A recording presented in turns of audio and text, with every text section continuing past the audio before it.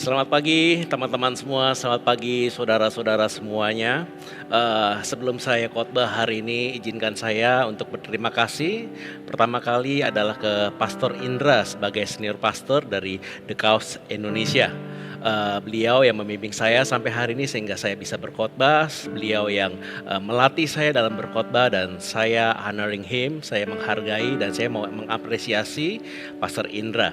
Kedua, saya ingin mengapresiasi hari ini adalah the worship team hari ini.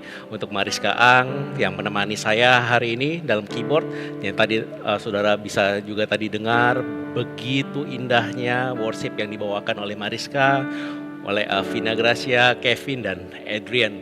Thank you so much di tengah kesibukan kalian semua. Kalian masih mau melayani. Merupakan kehormatan bagi saya sudah boleh melayani bersama dengan saudara. Yang ketiga adalah technical team dari audio dan video untuk Songjao yang setiap minggu, hampir setiap minggu dia boleh melayani kita semua dalam video. Kalau saudara melihat video hari ini, itu berkat salah satunya dari Songjao dan juga Edwin. Kalau saudara hari ini mendengar audio yang clear, audio yang bisa didengar dengan kualitas yang baik. Hari ini saya berterima kasih juga untuk Edwin dan juga Aaron yang hampir juga setiap minggu membantu kita dalam slideshow hari ini. So, thank you so much buat teman-teman semua. Saya sangat bersyukur boleh melayani bersama dengan saudara. So, hari ini judul khotbah saya adalah The Worst of Me. Hal yang paling jelek, hal yang paling tidak layak dalam hidup kita.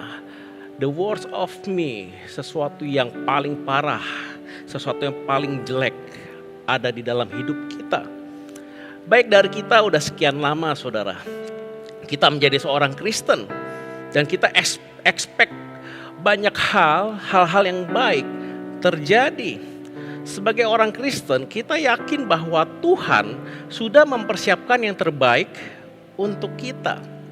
Tapi pada kenyataannya seringkali kita dihadapkan pada kenyataan bahwa rencana-rencana yang kita sudah planning, rencana-rencana yang kita sudah siapkan tidak berjalan sesuai dengan harapan kita.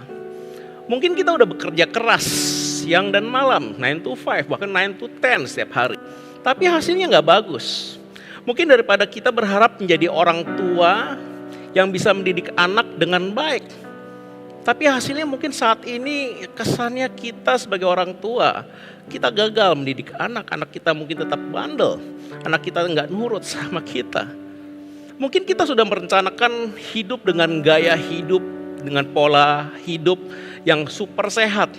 Tapi Indian, mengapa kita masih terkena penyakit? Padahal saya sudah diet, padahal saya mungkin sudah olahraga setiap hari. Kok saya masih terkena sakit? Mungkin kita investasikan uang kita ke suatu tempat. Nah yang ini lagi tren. Investasikan uang ke saham dan banyak daripada teman-teman saya yang mereka ketahan uangnya gara-gara nyangkut. Kita sudah melakukan yang terbaik saudara. Tapi kenyataannya di mana Tuhan? Di mana Tuhan? Mungkin kita menemukan sebuah fakta di mana kapasitas kita tidak cukup baik. I'm not good enough. Kemampuan saya nggak baik. Kemampuan saya tidak cukup untuk menjalankan plan saya, rencana saya. I'm worse in this area. Saya tidak sanggup untuk berjalan di area ini. I'm worse among my friends. Saya yang paling bodoh di antara teman-temannya. Di antara teman-teman saya yang paling bodoh di antara teman-teman gereja saya, di antara teman-teman kantor saya, I'm the worst, saya yang paling buruk. Hal-hal yang sudah kita plan tidak jalan karena kenyataannya kita nggak mempunyai kapabilitas, kita nggak pinter, kita bodoh dibandingkan orang lain, kita nggak punya cukup kredibilitas, kemampuan untuk menjalankan plan kita. Dan kita bertanya, di mana Tuhan? What's going on God? Katanya kasih karuniamu memampukan kita semua. Tapi kita menemukan bahwa diri kita nggak sanggup untuk menjalankan rencana kita. Dan kita mau melihat, saudara, ada sebuah cerita yang mirip di dalam Alkitab. Kisah yang saya ingin bawakan hari ini adalah Gideon, saudara. Gideon adalah seorang petani. Dan teman-teman sebangsanya melakukan apa yang jahat di mata Tuhan. Mereka menyembah Baal. Mereka tidak lagi mengingat Tuhan yang membawa mereka keluar dari bangsa Mesir. Tapi mereka menyembah Baal. Dan Tuhan mengizinkan bangsa Midian, yaitu musuh dari bangsa Israel saat itu, melakukan hal yang jahat terhadap bangsa Israel. Di Hakim-Hakim 6 ayat 1 kita baca, saudara. Tapi orang Israel melakukan apa yang jahat di mata Tuhan. Sebab itu Tuhan menyerahkan mereka ke dalam tangan orang Midian 7 tahun lamanya. Dan selama itu orang Midian berkuasa atas orang Israel. Karena takutnya kepada orang Midian itu, maka orang Israel membuat tempat-tempat perlindungan di pegunungan, yakni gua-gua dan kubu-kubu. Setiap kali orang Israel selesai menabur, datanglah orang Midian, orang Amalek dan orang-orang dari sebelah timur, lalu maju mendatangi mereka. Berkemahlah orang-orang itu di daerah mereka dan memusnahkan hasil tanah itu sampai ke dekat Gaza dan tidak meninggalkan bahan makanan apapun di Israel. Juga domba atau lembu atau keledai pun tidak. Sebab orang-orang itu datang maju dengan ternaknya dan kemahnya, dan datangnya itu berbanyak-banyak seperti belalang. Orang-orangnya dan unta-untanya tidak terhitung banyaknya. Sekaliannya datang ke negeri itu untuk memusnahkannya. Sehingga orang Israel menjadi sangat melarat oleh perbuatan orang Midian itu. Lalu berserulah orang Israel kepada Tuhan. Inilah yang terjadi saat itu kepada bangsa Israel. Mereka menanam, mereka beternak, mereka bekerja keras siang dan malam. Tapi ketika mungkin panen mulai tiba, waktu panen mulai tiba, waktu saat dimana ternak-ternak mereka sudah mulai besar, datanglah bangsa Midian. Dan mereka mengambil semua usaha mereka. Dan mereka tidak menyisakan bahan makanan secuil pun. Hasil usaha mereka sia-sia semua. Kerja keras mereka selama ini sia-sia semua. Dan Tuhan mengizinkan hal itu. Dan Israel mirip dengan kita mungkin saat ini. Kita bekerja keras siang dan malam, tapi seakan-akan sia-sia. Lalu di ayat 11, saudara. Kemudian datanglah malaikat Tuhan dan duduk di bawah pohon tarbantin di Ofrah, kepunyaan Yoas, orang Abiezer itu. Sedang Gideon anaknya mengirik gandum dalam tempat pemerasan anggur agar tersembunyi, garis bawahi kata tersembunyi bagi orang Midian. Malaikat Tuhan menampakkan diri kepadanya dan berfirman kepadanya, Tuhan menyertai engkau, ya pahlawan yang gagah berani. Ya pahlawan yang gagah berani. Dan cerita ini dimulai Gideon sedang mengirik gandum di dalam pemerasan anggur. Mengirik gandum itu biasanya dilakukan bukan di dalam pemerasan anggur, bukan di sebuah indoor. Tapi mengirik gandum biasanya membutuhkan sebuah outdoor, sebuah lapangan. Tapi karena saking takutnya Gideon terhadap bangsa Midian saat itu, dia bersembunyi di dalam pemerasan anggur. Dan dia mengirik gandum di tempat yang seharusnya tidak dilakukan, saudara. Dia mengirik gandum di indoor, di dalam ruangan, di dalam pemerasan anggur. Mengapa? Karena Gideon takut. Karena Gideon ingin bersembunyi dari bangsa Midian. Ketika bangsa Midian saat itu mencari hasil tanah mereka. Tapi Gideon bersembunyi. Gideon takut. Dan tiba-tiba ada malaikat Tuhan yang berkata kepada Gideon, kamu ini pahlawan yang tangguh, berani. Really? God? Gua ini cuman petani. Pahlawan gagah berani. Enggak, gue ini takut. Gue ini sembunyi di dalam pemerasan anggur. Gue gak berani even untuk bertemu dengan bangsa Midian. Gue sendiri gak berani. Gue Tuhan Gue cuma petani. Dan inilah yang dikatakan Gideon kepada Tuhan. Di ayat 13. Jawab Gideon kepadanya, Tuanku, jika Tuhan menyertai kami, mengapa semuanya ini menimpa kami? Di manakah segala perbuatan-perbuatannya yang ajaib yang diceritakan oleh nenek moyang kami kepada kami ketika mereka berkata, bukankah Tuhan telah menuntun kita keluar dari Mesir? Tapi Tuhan sekarang lihat, tapi sekarang Tuhan membuang kami dan menyerahkan kami ke dalam cengkeraman orang Midian.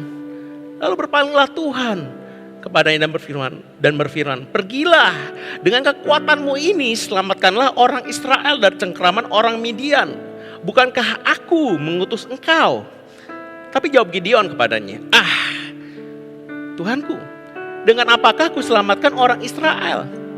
Ketahuilah, kaumku adalah paling kecil di antara suku Manasye, dan aku pun seorang paling muda di antara kaum keluargaku. Berfirmanlah Tuhan kepadanya, tapi akulah yang menyertai engkau, Gideon. Sebab itu engkau akan memukul kalah orang Midian sampai habis. Gideon masih gak percaya dan dia berkata, maka jawablah kepadanya, jika sekiranya aku mendapat kasih karunia di matamu, maka berikanlah aku tanda bahwa engkau sendirilah yang berfirman kepadaku. Dan Gideon setelah Tuhan memberi tanda bahwa Tuhan memberikan kasih karunia-Nya, Gideon masih meminta tanda sampai total 3 kali, saudara. Saya singkatkan ceritanya. Gideon meminta tanda, Tuhan berikan tanda. Sampai Gideon minta lagi sampai 3 kali baru dia percaya. Alasan mengapa Gideon meminta tanda sampai 3 kali adalah karena tadi Tuhan berkata bahwa dia gagah berani. Tapi Gideon menganggap dirinya bukan pahlawan. Tapi Gideon menganggap dirinya bukan orang yang berani. Tapi malah kebalikannya, Gideon sadar betul bahwa dirinya adalah seorang pengecut. Gideon sadar betul bahwa dirinya tidak dapat berperang melawan orang Midian. Gideon sadar betul, saudara, bahwa dia bukan siapa-siapa. I'm the worst. Aku gak bisa apa-apa. Aku gak dapat berbuat apa-apa. Dan Tuhan berkata dia, aku pahlawan. Gak mungkin. Sama seperti kita kadang, saudara. Kadang kita gak percaya sama perkataan Tuhan. Karena kita sendiri gak percaya bahwa Tuhan sanggup ubahkan kita. Mungkin kamu gak percaya bahwa sebenarnya Tuhan sanggup pakai kamu. Mungkin kamu sendiri gak percaya bahwa kamu sebenarnya bisa berubah. Kenapa? Karena mungkin kita sudah terlalu lama. Karena Gideon sudah terlalu lama tinggal di pemerasan anggur. Karena mungkin sudah terlalu lama bagi Gideon untuk hidup di dalam kekalahannya. Mungkin sudah terlalu lama bagi Gideon. Sudah bertahun-tahun bagi Gideon. Dia tinggal di dalam kekalahan. Dia bersembunyi. Mungkin kamu sudah terbiasa dengan pernikahan yang buruk. Mungkin kamu sudah terbiasa dengan kekalahan. Mungkin kita sudah terbiasa, saudara. Kita bersembunyi dari kenyataan. Mungkin kita sudah terbiasa. Kita lari dari kenyataan. Sudahlah. Hidupku emang udah ditakdirkan di pemerasan anggur. Udahlah. Hidup gue tuh lebih baik sembunyi. Gue gak mungkin menang. Aku emang terlahir sebagai orang yang kalah. Kita udah terbiasa hidup dalam kekalahan. Kita sudah terbiasa hidup di dalam pernikahan yang mungkin buruk. Bagi kita itu sudah menjadi a new normal, saudara. Gue udah terbiasa bisnis gue gak berhasil. Bisnis gue cuma untuk survive. Bisnis gue cuma untuk hidup. Begitu Tuhan mengatakan, kamu akan kubuat berhasil bisnis. Kita sendiri gak percaya. Karena kita sudah terlalu lama tanpa sadar, saudara. Tanpa sadar kita sudah terlalu lama dan membiasakan diri kita hidup di dalam kekalahan. Tapi Tuhan melihat Gideon lebih daripada itu. Tuhan lihat kamu lebih daripada itu. Tuhan gak mau melihat Gideon terus menerus tinggal di dalam pemerasan anggur. Tuhan gak mau melihat Gideon bersembunyi terus menerus. Tuhan gak mau lihat Gideon tinggal di dalam pemerasan anggur terus menerus. Dia gak mau Lihat Gideon seperti itu, dia gak mau. Dia juga gak mau, Tuhan juga gak mau melihat kamu bersembunyi terus. Dia gak mau lihat kamu mencap diri kamu sebagai seorang yang kalah. Ketika engkau mencap dirimu sebagai orang yang kalah atau biasa-biasa aja, Tuhan gak mau biarkan dirimu tinggal di dalam statement seperti itu, saudara. Dia gak mau membiarkan pernikahanmu hancur. Dia gak mau membiarkan keluargamu hancur. Dia gak mau membiarkan engkau di dalam pernikahan yang sebenarnya buruk. Dia gak mau, saudara. Dia mau berbuat sesuatu untuk engkau. Dia mau berbuat sesuatu untuk engkau tidak lagi bersembunyi. Tapi engkau akan melawan dan engkau akan menang. Kamu terlahir bukan untuk bersembunyi. Saudara lahir bukan untuk bersembunyi. Saudara terlahir bukan untuk kalah, saudara. Kamu terlahir untuk menjadi seorang pemenang. Karena Tuhan sudah memenangkan pertandingan untukmu. Lalu Gideon berkata di ayat yang tadi, aku ini masih muda Tuhan. Dan kaumku adalah yang kecil di antara kaum Manasye. Hello. I'm the worst, Lord. I'm the worst, Tuhan. Aku yang terburuk di antara kaumku. Aku yang terlemah, yang terkecil, Tuhan. Aku gak layak, Tuhan. Aku terlalu pemarah dalam pernikahanku. Aku gak layak untuk mendapatkan pernikahan yang baik. Aku gak pintar cari uang, Tuhan. Aku gak pintar. Aku terlalu bodoh untuk manage bisnisku. Ya udahlah, bisnisku seperti ini aja lah. Aku gak cukup bijak untuk menjadi seorang pemimpin. Gue gak bisa tuh yang namanya mempunyai influence. Gue gak bisa tuh yang namanya khotbah. Aku gak cukup bijak Tuhan untuk mementor banyak orang Tuhan. Aku gak cukup berani untuk mempunyai visi. I am the worst. Aku tidak cukup hebat untuk menjadi orang tua.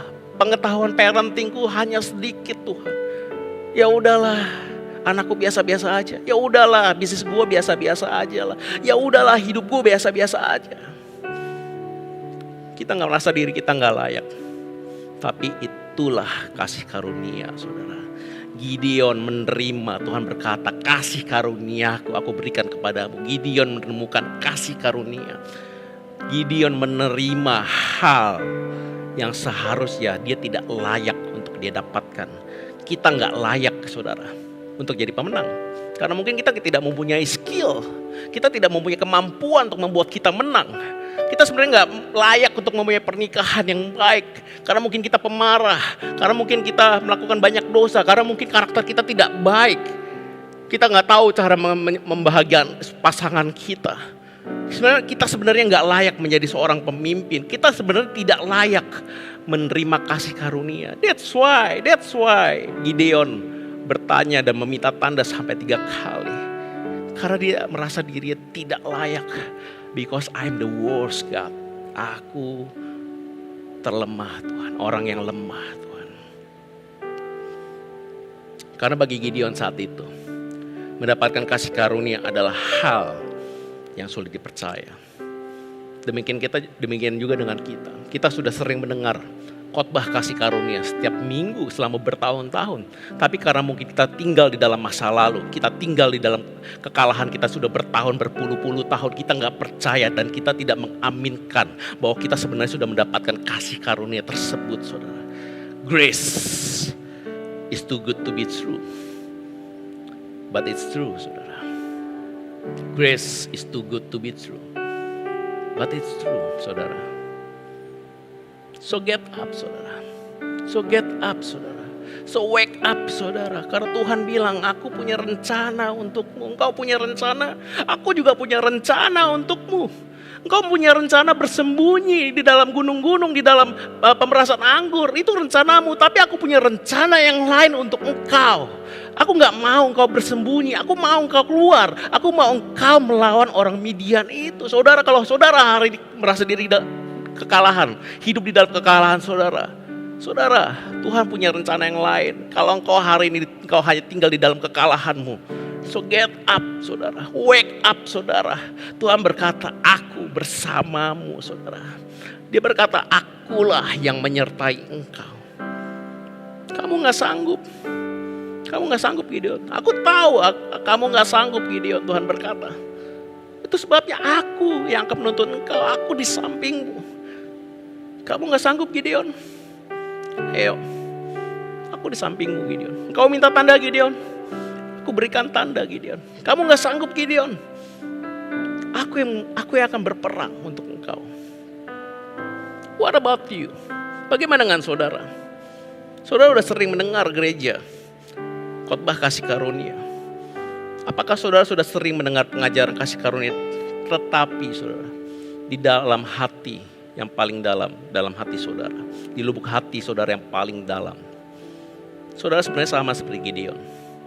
Kita sama seperti Gideon. Kita gak percaya kasih karunia. Kita gak percaya saudara. Gideon berkata kepada Tuhan, jika engkau memberikanku kasih karunia, berikan tanda. Bukan 1 kali, tapi sampai 3 kali. Tapi apa respon Tuhan? Tuhan gak marah sama Gideon. Tuhan gak menarik lagi. Tuhan tidak membatalkan kasih karunia-Nya dari Gideon. Dia tetap memberikannya. Meskipun Gideon tidak percaya 100%. Karena Tuhan tahu apa yang Gideon alami. Tuhan tahu seberapa lukanya Gideon, seberapa takutnya Gideon. Gideon cuma punya iman yang kecil. Dan iman yang kecil itu Tuhan tetap perhitungkan. Iman yang kecil itu yang membuat Gideon tetap dipakai sama Tuhan. Sama seperti diri saudara, sama seperti diri kita saudara. Saat ini engkau mungkin tertawa dalam hati. Tuhan mengerti betapa engkau terluka. Tuhan mengerti betapa engkau sakit hati tinggal di dalam kekalahan dan engkau tidak bisa keluar dari situ. Segala harapan yang tadinya engkau harapkan tidak terjadi dan engkau mempunyai iman yang kecil. Tuhan lihat itu saudara. Tuhan mengerti betapa sakitnya saudara. Ketika saudara mengalami hal tersebut. Mungkin karena engkau sudah lama tinggal di dalam ketakutan saudara. Mungkin karena engkau sudah lama tinggal dalam kekalahan. Remember this. Dia gak marah sama kamu. Dia tetap mau pakai kamu. Dia tetap mau pakai kamu. Kayak kamu, anak-anak Tuhan. Yang mungkin dahulu kamu berapi-api. Tapi karena engkau mengalami kekalahan. Tapi karena engkau mengalami sakit hati. Dan engkau hari ini tinggal. Dan engkau hari ini bersembunyi. Get up. Wake up. Karena Tuhan punya rencana. Dan ini kabar baik untuk saudara. Kamu tetap anak. Dan Tuhan mau pakai kamu. Kamu adalah tetap anak. Dan Tuhan mau pakai kamu. Tuhan tidak menggagalkan kasih karunia-Nya dalam hidup. Tuhan tidak membatalkan rencana kemenangan-kemenangan terhadap dirimu. Akan banyak rencana-rencana kemenangan yang Tuhan sudah siapkan untuk dirimu. Kekalahanmu saat ini tidak akan membatalkan rencana kemenangannya untukmu. Kekalahanmu saat ini Tuhan mengerti. Dan Tuhan tidak akan membatalkan rencana kemenangan yang sudah disiapkan bagimu. Lanjut saudara. Tapi ada yang Tuhan ingin lakukan terlebih dahulu sebelum Tuhan pakai Gideon saudara. Tuhan ingin Gideon untuk menghancurkan mesbah Baal terlebih dahulu. Di Hakim-Hakim 6 ayat 25 sampai 26. Pada malam itu juga Tuhan berfirman kepadanya, ambillah seekor lembu jantan kepunyaan ayahmu, yakni lembu jantan yang kedua berumur 7 tahun. Runtuhkanlah mesbah Baal kepunyaan ayahmu dan tebanglah tiang berhala yang di dekatnya. Kemudian dirikanlah mesbah bagi Tuhan Allahmu di atas kubu pertahanan ini dengan disusun baik. Lalu ambillah lembu jantan yang kedua dan persembahkanlah korban bakaran dengan kayu tiang berhala yang akan kau tebang itu. Israel pada saat itu mereka menyembah Baal dan Tuhan menginginkan Gideon untuk menghancurkan mesbah Baal tersebut. Perlu diketahui saudara, Baal adalah dewa cuaca. Dan make sense saudara, make sense kenapa bangsa Israel menyembah Baal karena Baal itu adalah dewa cuaca. Tumpuan hidup Israel pada saat itu adalah hasil tanah mereka, hasil ternak mereka, dan mereka sangat bergantung kepada cuaca. Bangsa Israel membutuhkan cuaca yang bagus untuk hasil bercocok tanam, dan beternak mereka bisa jauh lebih berbuah. Makanya bangsa Israel pada saat itu menyembah Baal. Mereka pikir kalau mereka menyembah Baal, hasil panen mereka akan jauh lebih bagus. Dan mengapa Tuhan ingin merobohkan mezbah Baal? Karena Tuhan seakan-akan ingin ngomong ke Gideon, ke bangsa Israel. Kamu gak butuh cuaca bagus untuk kamu menang. Kamu gak butuh dewa cuaca. Dan dewa cuaca saat itu memang membuat hasil tanahnya baik, saudara. Tapi Baal tidak bisa membantu karena Tuhan tahu Baal gak bisa bantu. Karena ada orang Midian yang menjara hasil tanah mereka. Jadi percuma engkau menyembah Baal. Mungkin mezbah Baal, saudara, saat ini gak ada. Tapi mungkin ada mezbah Baal yang lain. Ada mezbah lain yang ada di dalam diri kita, saudara. Mungkin mezbah Baal dalam diri kita adalah mungkin mezbah uang, saudara, dalam hati kita. Mezbah popularitas, saudara. Kita pikir ketika finansial kita mengalami kekurangan, saudara, kita mendirikan, tanpa sadar kita mendirikan mezbah uang di dalam hati kita. Karena kenapa? Karena kita pikir uanglah yang akan membantu hidup kita. Tapi Tuhan juga berkata kepadamu, yang kamu butuhkan bukan uang. Kamu gak butuh uang. Yang kamu butuhkan adalah mezbahku. Yang kamu butuhkan bukan mezbah Baal. Yang kamu butuhkan adalah mezbah aku, mezbah Tuhan Allahmu. Karena Tuhan tahu uang tidak bisa menyelamatkan engkau. Uang tidak bisa memberikan kedamaian dalam hidupmu. Kita lihat kejadian yang mirip, saudara, setelah kejadian ini. Jadi Gideon saat itu sudah mengumpulkan, singkat cerita, Gideon akhirnya maju berperang. Setelah Tuhan buktikan sampai 3 kali, Gideon menjadi percaya. Dan Gideon mengumpulkan 30.000 pasukan dari seluruh bangsa Israel. Sedangkan saat itu bangsa Midian mempunyai 130.000, masih kalah jauh secara jumlah. Bagi Gideon mungkin 30.000 adalah angka yang kecil dibandingkan orang Midian. Tapi lumayan lah, kata mungkin dalam hati Gideon, lumayan lah. Tadi saya seorang diri, sekarang saya ada 30.000. Tapi surprise, Tuhan ngomong gini ke Gideon. Berfirmanlah Tuhan kepada Gideon, terlalu banyak rakyat yang bersama-sama dengan engkau itu daripada yang kuhendaki untuk menyerahkan orang Midian ke dalam tangan mereka. Jangan-jangan orang Israel memegah-megahkan diri terhadap aku sambil berkata, tanganku sendirilah yang menyelamatkan aku. Maka sekarang serukanlah kepada rakyat itu demikian, siapa yang takut dan getar, biarlah dia pulang. Enyah dari pegunungan Gilead, lalu pulanglah 22.000 orang dari rakyat itu dan tinggallah 10.000 orang. Mungkin Gideon syok, saudara. Mungkin tadinya dia udah seneng, punya 30.000 pasukan. Tapi Tuhan, no. Pulang 20.000, tinggal 10.000. 10.000, 13 kalinya bangsa Midian mempunyai jumlah yang lebih besar. And sekali lagi, saudara, surprise, Tuhan ngomong gini lagi. Rada panjang, saudara, tapi saya ingin saudara baca ini. Tapi Tuhan berfirman kepada Gideon, masih terlalu banyak. Suruhlah mereka turun minum air, maka aku akan menyaring mereka bagimu di sana. Siapa yang kufirmankan kepadamu, inilah orang-orang yang akan pergi bersamamu dengan engkau. Dialah yang pergi bersama-sama dengan engkau. Tapi barang siapa yang kufirmankan kepadamu, inilah orang yang tidak akan pergi bersama-sama dengan engkau. Dialah yang tidak akan pergi. Lalu Gideon menyuruh rakyat itu turun minum air dan berfirmanlah Tuhan, barang siapa yang menghirup air dengan lidahnya seperti anjing menjilat, haruslah kau kumpulkan sendiri. Demikian juga semua orang yang berlutut untuk minum. Jumlah orang yang menghirup untuk membawa tangannya ke mulut ada 300 orang. Tapi yang lain dari rakyat itu semuanya berlutut minum air. Berarti 9.700 orang minum air dengan berlutut. Lalu berfirmanlah Tuhan kepada Gideon, dengan 300 orang yang menghirup itu, akan kuselamatkan kamu. Aku akan menyerahkan orang Midian ke dalam tanganmu.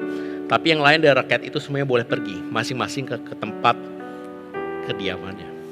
Are you kidding me, God? Gua perlu orang-orang ini untuk perang, Tuhan. I need these people. I need them to win. I need power, God. Dan Kau hanya menyisakan dari 32.000 orang, sekarang 300. Melawan 130.000. Tuhan, Kau bercanda, Tuhan. Tuhan, aku punya 100 juta misalnya. Engkau nyuruh aku cuma pakai 300.000, saudara. Tuhan, aku perlu banyak uang. Sekarang Engkau bilang aku gak perlu uang. Listen, saudara. Dengarkan ini, saudara. Bangsa Israel saat itu berpikir mereka butuh cuaca yang bagus. Makanya mereka menyembah Baal. Gideon pada saat itu mereka pikir mereka butuh orang untuk mereka memenangkan perang.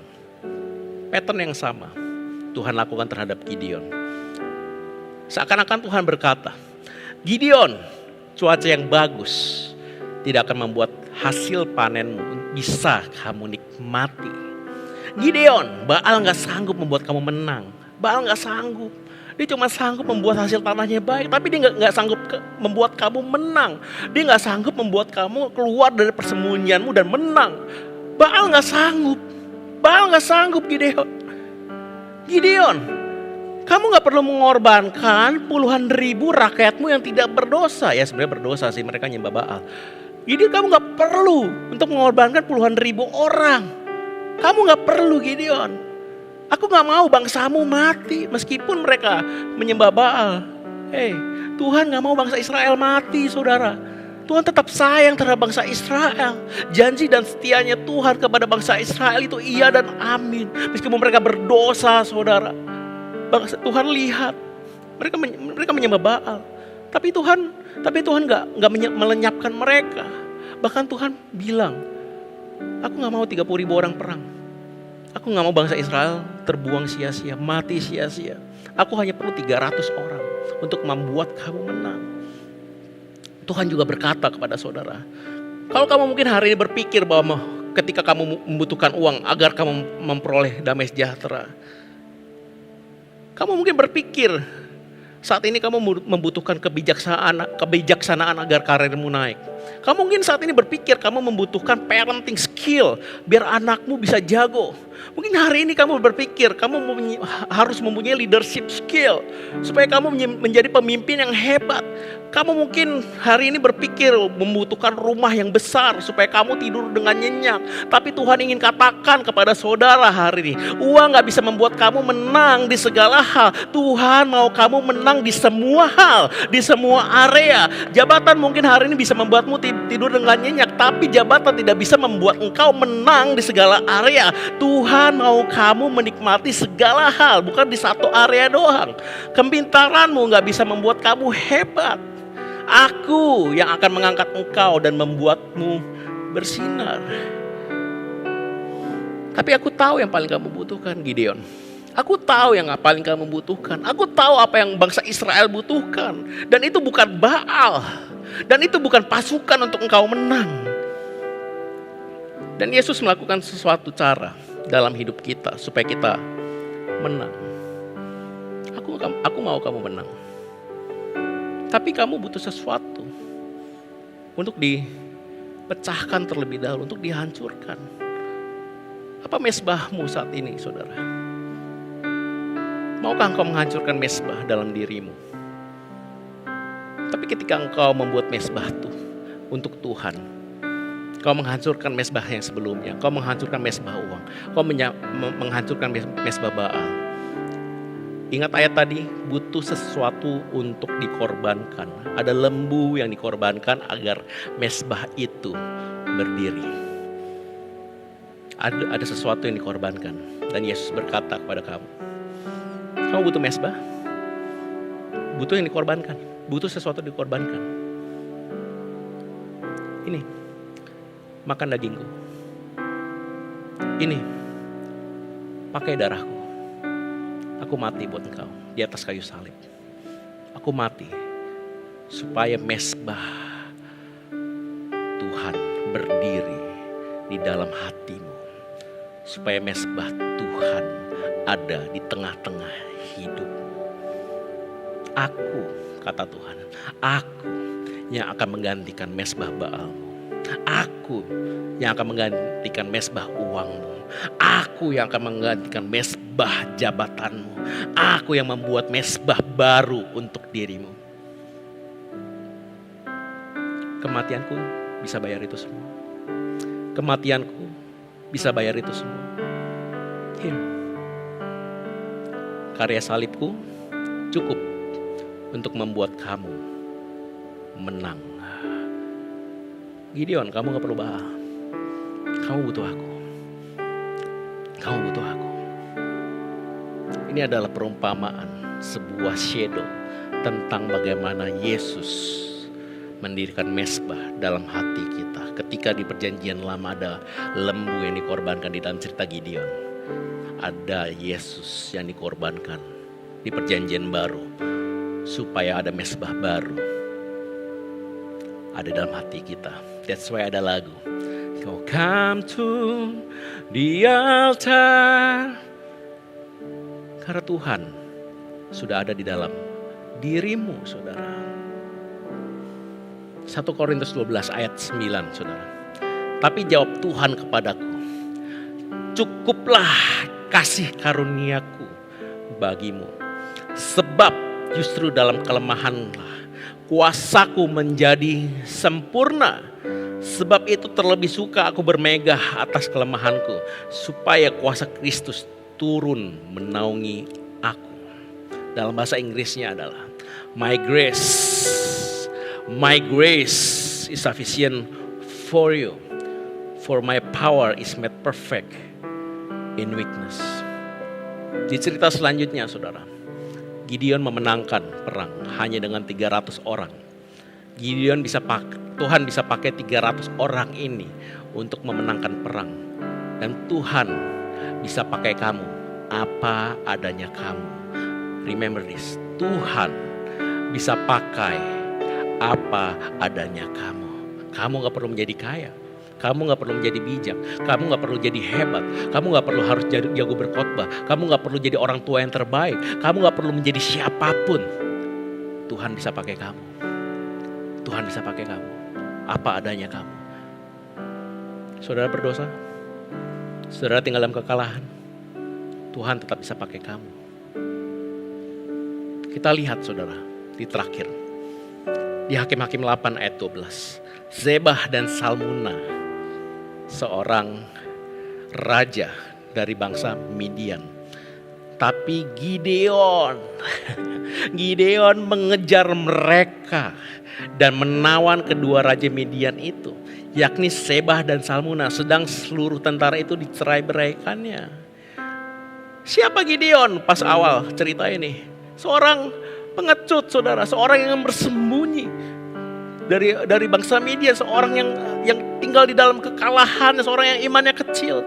Tapi hari itu, saudara, Tuhan ubahkan Gideon dari seseorang yang bersembunyi. Gideon menjadi orang yang mengejar orang yang bersembunyi. Dia tidak lagi dia tidak lagi bersembunyi, tapi dia mengejar orang yang bersembunyi. Dia mengejar bangsa Midian yang bersembunyi, saudara. Dan kita tahu di awal, Gideon imannya kecil, dia butuh 3 kali tanda, saudara. Tapi kita lihat di akhir, saudara. Di Ibrani 11 ayat 32 sampai 33 ada nama Gideon disebutkan di Ibrani di perjanjian baru. 11 ayat 32 sampai 33, saudara. Dan apakah lagi yang harus aku sebut? Sebab aku akan kekurangan waktu apabila aku hendak menceritakan tentang Gideon, saudara. Barak, Simson, Yefta, Daud, dan Samuel, dan para nabi yang karena iman telah menaklukkan kerajaan-kerajaan, mengamalkan kebenaran, memperoleh apa yang dijanjikan, menutup mulut singa-singa, memadamkan api yang dahsyat. Mereka telah luput dari mata pedang, telah beroleh kekuatan dalam kelemahan, telah menjadi kuat dalam peperangan, dan telah memukul mundur pasukan-pasukan tentara asing. Ternyata Tuhan perhitungkan dan Tuhan mencatat di dalam Alkitab Supaya kita semua tahu iman yang kecil, iman yang tidak percaya kepada Tuhan. Tuhan catat di dalam Alkitab. Ketika engkau hari ini berkata, aku gak begitu percaya sekarang sama Tuhan. Aku mendengarkan banyak kasih karunia. Aku telah mendapatkan kasih karunia. Dan aku gak yakin Tuhan bisa selamatkan aku. Percayakah saudara, orang seperti saudara Tuhan tetap pakai? Percayakah saudara, orang yang seperti saudara Tuhan catat? Orang yang seperti Gideon yang imannya kecil, Tuhan catat. Dan engkau ketika engkau hari ini imanmu kecil, Tuhan mau tetap pakai. Dan Tuhan catat itu. Dan suatu hari saudara akan menjadi orang yang berbeda. You are in the right track. Bukan saya mensetujui bahwa iman kita harus kecil. No. Tapi Tuhan sanggup mengubah keadaanmu. Kasih karunia sanggup ubahkan kamu. Grace change the worst of you. Become the finest of you. Grace change the worst of you. Hal yang paling buruk dalam diri saudara menjadi the finest of you. Menjadi sesuatu yang terbaik dalam hidupmu. Aku berdoa Tuhan untuk setiap daripada saudara, untuk setiap daripada orang-orang ini Tuhan yang menonton, setiap daripada kami Tuhan di tempat ini, baik kami menonton offline ataupun online Tuhan. Aku berdoa Tuhan untuk mereka yang gemetar kakinya, untuk mereka yang imannya mungkin hari ini mereka bukan dalam keadaan terbaik. Untuk mereka Tuhan yang saat ini mereka sedang sakit dan mereka menantikan jawaban dari Engkau. Dan mereka mulai tidak percaya. Hei, Tuhan lihat kamu. Tuhan gak marah. Get up. Wake up. Ada rencana yang Tuhan sudah siapkan. It's okay kalau saudara tidak bisa percaya 100%. But do believe. Berjalan. Wake up sama seperti yang Gideon cuma bisa lakukan saat itu adalah dia lakukan. Mungkin dia lakukan bukan berdasarkan percaya saudara. Tapi dia lakukan berdasarkan iman yang kecil. Dan Tuhan perhitungkan itu. Dia mau mengubah kamu. Hari ini saudara. Kalau saudara tinggal di dalam persembunyian. Kalau saudara tinggal dalam kekalahan. Kalau saudara tinggal di dalam tempat persembunyian saudara. Tuhan mau ubahkan itu. Engkau akan menjadi orang yang mengejar orang yang bersembunyi. Tuhan akan membuat engkau mengejar musuh-musuhmu. Tuhan akan membuat engkau keluar dari persembunyian dan berkata, kamulah pahlawan yang gagah berani karena akulah besertamu. Kamu lemah, that's good.